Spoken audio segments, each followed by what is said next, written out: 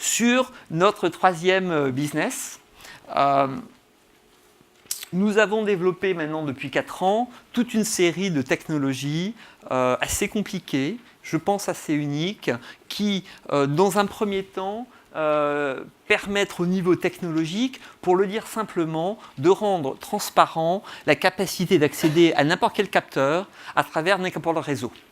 Et de pouvoir donner des outils aux développeurs qui leur permettent de simplement développer et déployer des solutions IoT. Donc ça, c'est toute une série de technologies de bas ou de moyen niveau qui s'adressent plutôt à des développeurs.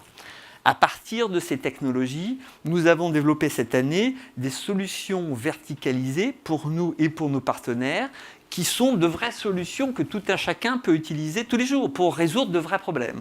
Et l'idée, notamment à travers les partenariats assez conséquents qu'on a pu faire récemment, c'est que nos partenaires de type Sprint, Alibaba, Ingram, des gens assez conséquents, puissent déployer ces solutions à travers leurs propres clients, leur propre réseau. Ce qu'il faut comprendre dans ce que l'on fait, MyDevice, si vous voulez, est un peu au centre des partenariats avec des fabricants de hardware, que ce soit des gens qui font des composants ou des gens qui font des objets en tant que tels.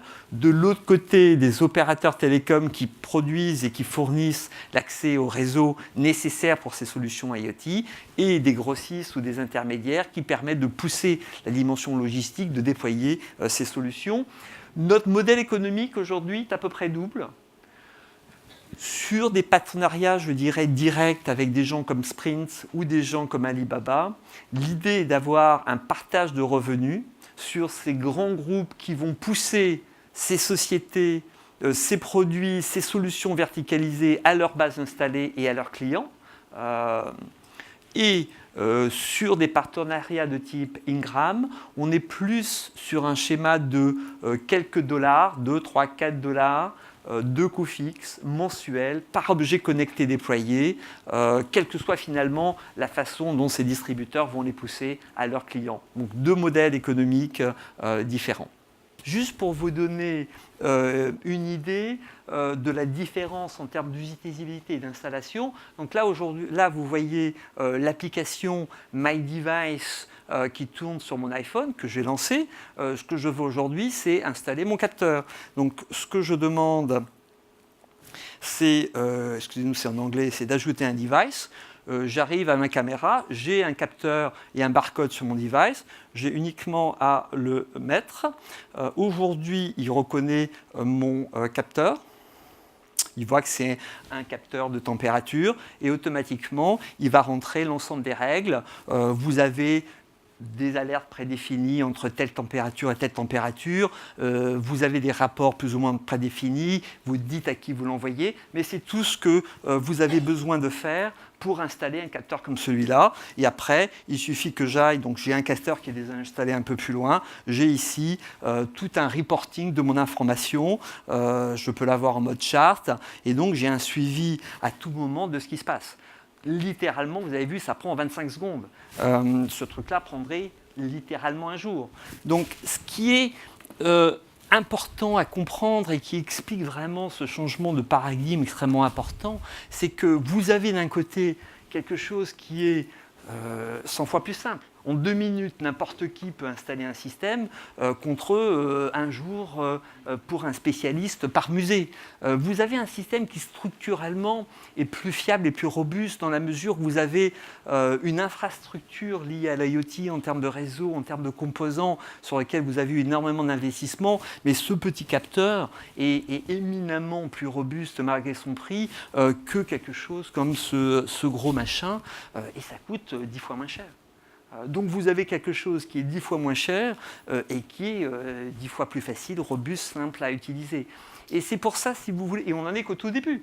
Ce qui coûte aujourd'hui 8 € va en coûter demain moins d'1 euro. Et ce qui est aussi intéressant, c'est que c'est beaucoup plus rentable. Parce que finalement, le coût d'achat de ce capteur est aujourd'hui de l'ordre de 5 à 6 euros. Demain, ça sera moins d'1 euro. Et c'est quelque chose que je vais louer tous les mois à 8 euros.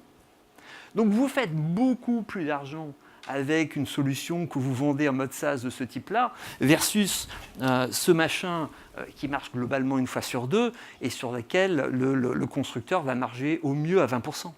Donc on est vraiment dans cette révolution qui n'a que des avantages en termes de prix pour l'utilisateur et en termes d'utilisation et qui permet aux prestataires de gagner beaucoup plus d'argent. Donc si vous voulez, c'est vraiment l'essence même de ce qu'est l'IoT et qui va faire que pour toutes les solutions qu'on puisse imaginer en termes de contrôle d'accès, gestion d'énergie, gestion de température, gestion de mouvement, ce type de solution va complètement révolutionner la façon dont sont déployées ces solutions informatiques aujourd'hui. Donc en résumé sur MyDevice, nous sommes aujourd'hui, je pense, les seuls à pouvoir offrir une solution qui est globalement prête. Ce que vous avez vu, c'est du temps réel. Ça marche, ça fonctionne. Aujourd'hui, je commence dès à présent à suivre la température de ce device. Donc c'est quelque chose qui fonctionne et on est sûrement l'un des premiers, voire l'un des seuls, à avoir cette capacité à pousser des solutions verticalisées qui fonctionnent pour de réels besoins. Nous avons aujourd'hui plus de 600 000 développeurs qui utilisent nos solutions, nos outils de développement. Donc nous sommes aujourd'hui la plus grande communauté de développeurs IoT au monde. Nous avons plus de 150 objets reconnus, 400 objets reconnus pour à peu près 150 prestataires matériels. Donc nous avons la plus grande bibliothèque de solutions aujourd'hui. Nous avons donc ces vraies solutions verticalisées qui fonctionnent au jour le jour. Une présence déjà mondiale entre les États-Unis, l'Europe et l'Asie où ces solutions peuvent être déployées. Et si vous voulez, c'est la raison pour laquelle des gens comme Semtech, comme Alibaba, comme Spring, comme Gram Micro nous choisissent.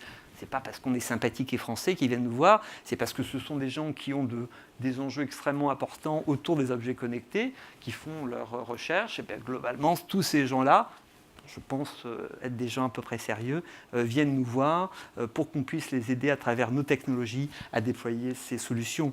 Un modèle économique aujourd'hui en place, donc c'est quelque chose qui démarre.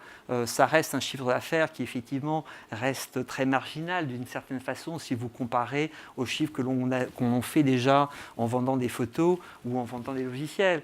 Mais on est tous à peu près convaincus que le potentiel derrière des solutions comme MyDevice, quand le marché décollera, sont relativement intéressantes et ont déjà été validées par des acteurs de qualité.